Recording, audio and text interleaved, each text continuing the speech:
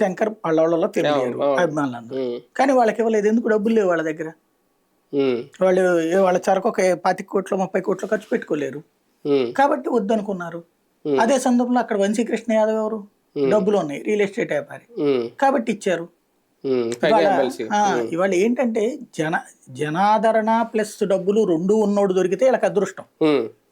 దొరక్కపోతే డబ్బున్నోడికే priority కానీ జనాదరణకు project. ఎందుకంటే జనాదరణ అనేటువంటిది మనం వెళ్తే చప్పట్లు కొడతారు. పవన్ కళ్యాణ్ కూడా జనాదరణ బాగుండేది, చప్పట్లు కొట్టారు, కానీ ఓట్లేసారా?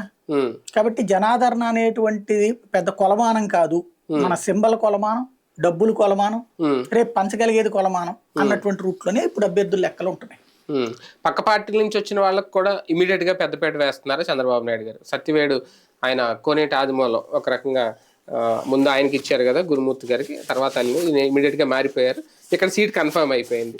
అంటే వలస వచ్చిన నాయకులకి పెద్దపేట వేయడం తెలుగుదేశం పార్టీ మళ్ళీ మొదలు పెట్టింది. అట్లే ఉంది. ఇప్పుడు ఆ లెక్కనైతే గంజి చిరంజీవి వీళ్ళని తీసుకుని తెలుగుదేశం నుంచి వైసీపీ ఇవ్వలేదా? అంతే. కాబట్టి వీళ్ళు తక్కువ మందిని తీసుకున్నారు, వాళ్ళు ఎక్కువ మందిని తీసుకున్నారు. అంటే వెళ్ళిన వాళ్ళందరికీ వచ్చేసినాయి కదా. అదే అనేది, అంటే వస్తదంటేనే వెళ్తున్నారు. ఇప్పుడు పార్థసారథి గారికి ఇచ్చారు, వస్తుందంటేనే వెళ్తున్నారు వాళ్ళు బేసిక్ గా.